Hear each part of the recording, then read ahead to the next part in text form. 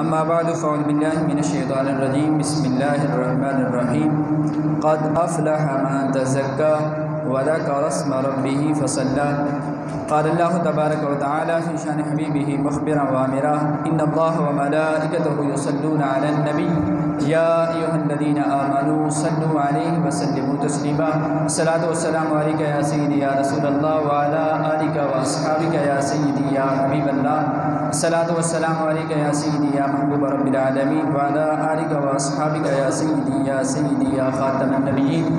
مختصر حمد و صلات کے بعد سامعین ذویل احترام، سب سے پہلے جہاں تک میری آواز جا رہی ہے سب احباب کو دینی عید مبارک۔ اللہ رب العالمین اس بابرکت دن کا واسطہ ہماری جتنی بھی عبادات تھیں اللہ سب کی عبادات کو اپنی بارگاہ کے اندر مستجاب و قبول فرما کر ہم سب کے لیے بخشش و مغفرت کا ذریعہ فرمائے۔ اللہ رب العالمین نے ارشاد فرمایا قرآن مجید کے اندر فرمایا قد افلح من تزکا، تحقیق وہ بندہ کامیاب ہو گیا جس نے ستھرا پن اختیار کر دیا۔ قد افلح من تزکا، وہ شخص کامیاب ہو گیا جو ستھرا ہو گیا۔ وذکر اسم ربہ فصلی، اور اللہ رب العالمین کا اس نے نام ذکر کیا اور نماز پڑھی۔ یہاں تزکا سے مراد یہ ہے کہ بندہ وہ جس نے صدقہ فطر ادا کر لیا، تحقیق وہ بندہ کامیاب ہو گیا، کیونکہ رمضان شریف کے روزوں کی قبولیت کی ایک نشانی یہ ہوتی ہے کہ بندہ صدقہ فطر ادا کرے۔ جب تک صدقہ فطر ادا نہیں کرتا تو اتنے تک روزوں کا جو ثواب ہوتا ہے زمین آسمان کے درمیان لٹکا رہتا ہے۔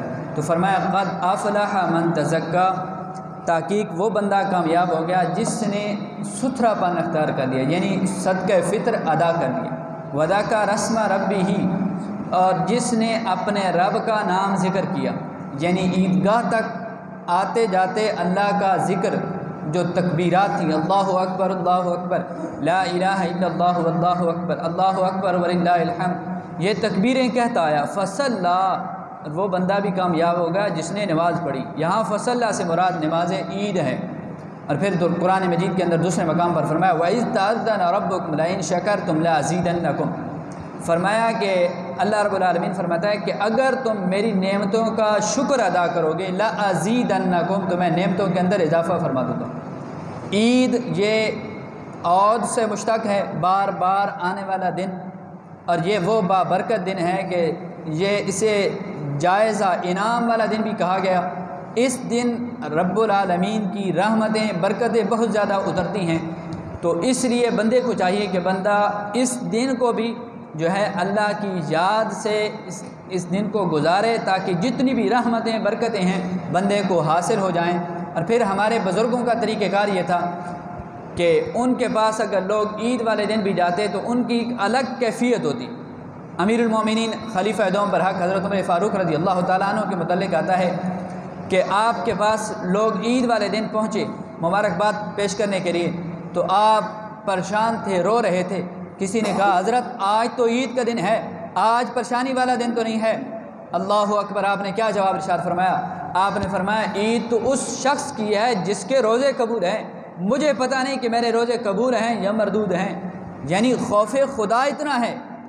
آج ہم اللہ معاف کرے کہ روزے رکھتے نہیں، عبادات کرتے نہیں، پھر بھی ہم اتنے خوش ہو رہے ہوتے ہیں، لیکن انہوں کی کیفیت کیا تھی کہ وہ روزے رکھ کر عبادات کر کے پھر بھی خوف یہ عالم تھا کہ وہ فرماتے ہیں مجھے پتہ نہیں کہ میرے روزے قبول ہیں یا مردود ہیں، اس لیے میں خوش نہیں ہو رہا۔ پھر آئیے حضور غوث پاک رضی اللہ تعالیٰ عنہ 11ویں والے پیر کے متعلق آپ کے پاس لوگ گئے عید والے دن، آپ پریشان تھے۔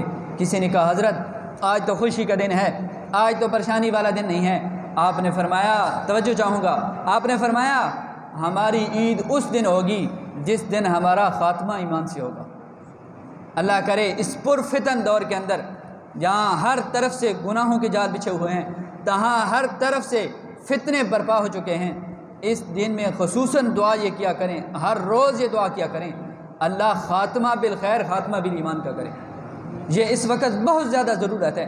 تو میں بات عرض کر رہا ہوں، رب العالمین فرماتا ہے لَئِن شَكَرْتُمْ لَأَزِيدَنَّكُمْ، اگر تم میری نعمتوں کا شکر ادا کرو گے لَأَزِيدَنَّكُمْ، تو میں نعمتیں بڑھا دوں گا۔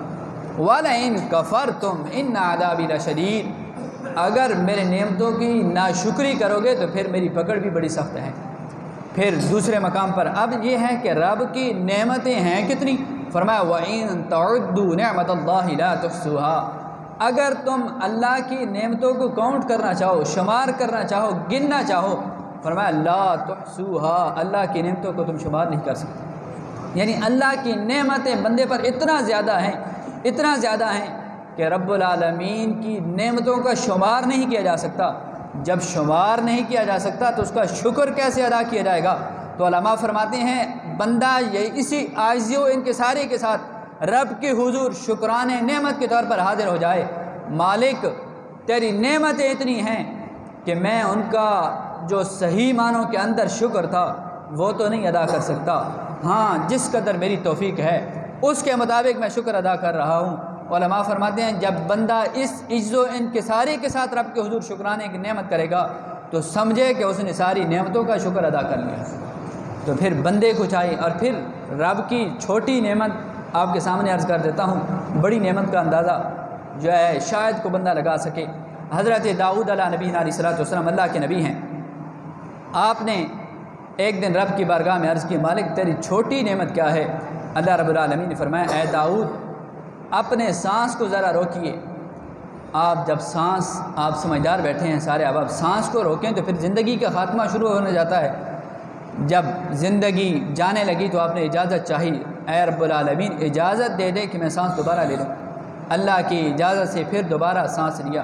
اب توجہ اس بات پہ کرنی ہے کہ سب سے چھوٹی نعمت رب کی وہ یہ ہے کہ بندہ سانس لینا، یہ رب کی چھوٹی نعمت ہے جس پر ہماری زندگی کا دار و مدار ہے، جس پر ہماری زندگی کا جو ڈھانچہ ہے وہ اسی پر ہے۔ اگر زندگی کی یہ پورے ڈھانچے سے سانس نکل جائے تو یہ ڈھانچہ بیکار ہو جاتا ہے۔ یہ 5 فٹ قد کا انسان یہ بالکل پھر جو ہے بغیر کسی قیمت کے پڑا رہتا ہے۔ تو اگر یہ رب کی چھوٹی نعمت جس پر ہماری زندگی کا دار و مدار ہے اس کا یہ عالم ہے، اگر بڑی نعمتوں کا حساب کرو گے تو پھر کیا حساب لگایا جا سکتا؟ اور پھر نعمتوں کی قدر پوچھنی ہو تو ان سے پوچھا کریں جن کے پاس وہ نعمت نہیں ہوتی۔ حضرت شیخ سعدی شرازی رحمۃ اللہ علیہ کے متعلق آتا ہے کہ آپ ایک دن رب کی بارگاہ میں عرض کی مالک میرے پاس جوتے نہیں ہیں، اور جو دنیا دار لوگ ہیں جو تیری یاد بھی نہیں کرتے ان کے پاس بڑی آسائشات سہولیات ہیں۔ آپ کچھ دن گزرنے کے بعد جب جمعے کا دن آیا، آپ جمعہ کی نماز پڑھنے کے لیے مسجد کے اندر جب پہنچے، آپ نے دیکھا کہ وہاں ایک بندہ معذور، پاؤں سے معذور لنگڑا بندہ موجود ہے۔ آپ نے فوراً رب کی بارگاہ میں ہاتھ اٹھا دیے، عرض کی مالک یہ تیرا شکر ہے کہ تو نے چلنے کے لیے مجھے ٹانگیں تو عطا فرمائی۔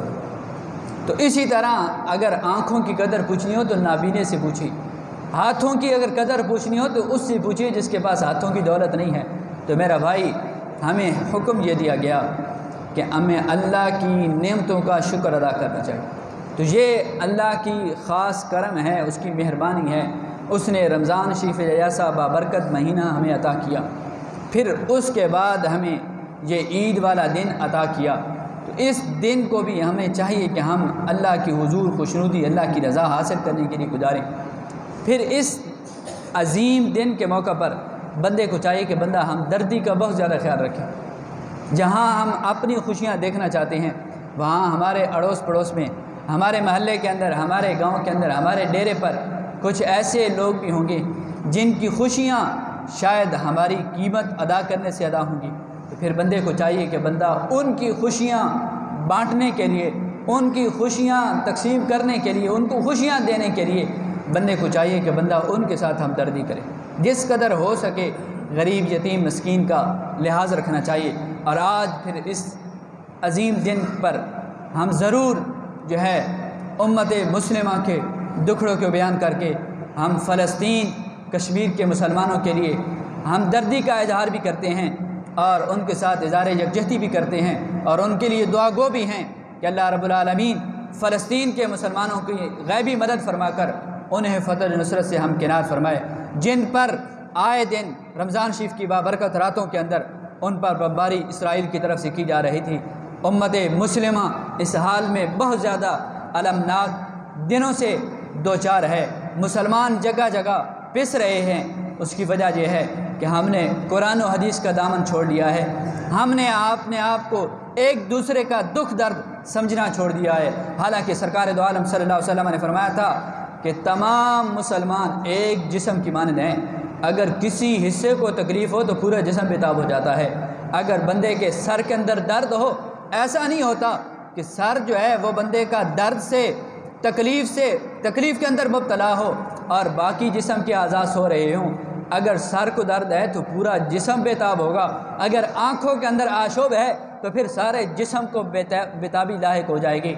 ہمیں چاہیے ہم جہاں اپنی خوشیاں جو ہے تقسیم کر رہے ہیں، وہاں ان خوشیوں کے اندر ہمیں یہ دعا رب کے حضور کرنی چاہیے، اللہ فلسطین اور کشمیر کے مسلمانوں کی غیبی مدد فرمائے، انہیں فتح و نصرت آزادی والی زندگی نصیب فرمائے۔ آج اتنا بڑا اجتماع ہے، مجھے یہاں خوشی اس بات کی بھی زیادہ ہوتی ہے کہ اکثر ہمارے نوجوان جو ہے بڑے ذوق و شوق کے اہتمام کے ساتھ جمعہ کی نماز کے لیے بھی، آج عید کی نماز کے لیے بھی آئے ہوئے ہیں۔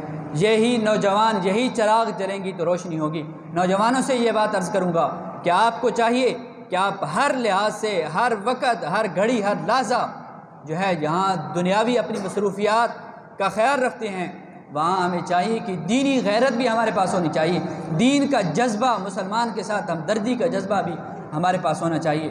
اور آخر میں ایک بات ضروری عرض کر کے اپنی بات کو ختم کرنے جا رہا ہوں، کیونکہ وقت بالکل قریب ہوا چاہتا ہے۔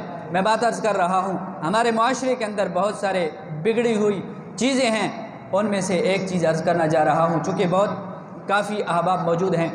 وہ بات یہ ہے کہ جس طرح ہر بندہ یہ پسند کرتا ہے کہ میرا نام سیدھا لیا جائے، تو اسی طرح دوسرا بندہ بھی یہ پسند کرتا ہے کہ اس کا نام بھی سیدھا لیا جائے۔ اگر میں پسند کرتا ہوں کہ لوگ مجھے محمد اسماعیل کہہ کر پکاریں، تو ہر بندے کا دل کرتا ہے کہ جو اس کا والدین نے نام رکھا ہے اور اسی کے ساتھ پکارا جائے۔ تو اس لیے کوشش ہمیں یہ کرنی چاہیے۔ فرمایا وَلَا تَنَابَزُوا بِالْأَلْقَابِ، برے ناموں سے نہ پکارا کرو، برے نام لے کر نہ پکارا کرو، بلکہ جو اس کے والدین نے اس کا نام رکھا ہے۔ اور پھر کئی نام ایسے ہیں جن کو برا پکارنے سے، غلط پکارنے سے بہت زیادہ معنی غلط ہو جاتا ہے۔ اب عبد الرحمن، صرف رحمان یا رحو کہہ کر پکاریں گے تو یہ اللہ کی صفت ہے، اللہ کا صفاتی نام ہے، پھر معنی کہاں تک پہنچ جائے گا؟ تو اس لیے اگر کسی کا نام عبد الرحمن ہے تو عبد الرحمن ہی کہہ کر پکاریں، عبد الجبار ہے تو عبد الجبار کہہ کر پکاریں، اگر کسی کا نام محمد حفیظ ہے تو حفیظ یہ بھی اللہ تعالیٰ کے صفاتی نام ہے، تو اس کا نام صحیح لے کر پکاریں۔ جب ہر بندہ یہ کوشش کرے گا کہ میں یار دوسرے کا نام صحیح کہہ کر پکاروں، تو پھر یہ مشکل نہیں ہے، یہ بعید نہیں ہے کہ ہر بندہ پھر جو ہے سیدھے نام سے پکارنا شروع کر دے گا۔ تو آپ سے یہ التماس ہے، یہ درخواست ہے کہ کوشش کیا کریں کہ اپنے ناموں کو اچھے الفاظ کے ساتھ، اور جو پھر نام رکھا جاتا ہے اس کے اندر ایک معنی ہوتا ہے، اس کے اندر ایک اسلامی روح ہوتی ہے۔ جب آپ لفظ ہی غلط کہہ کر پکاریں گے تو اس کی روح جو ہے وہ ختم ہو جائے گی۔ تو اس لیے آپ سے التماس ہے کہ اچھے نام سے پکارا کریں۔ اللہ سب کو شریعت مطہرہ کے مطابق عمل کرنے کی توفیق عطا فرمائے۔ 2-4 منٹ آپ سے حاجی میر بخش صاحب مخاطب ہوں گے، اس کے بعد انشاءاللہ 10 منٹ سے لے کر 15 منٹ تک آپ کو نیت بتائی جائے گی۔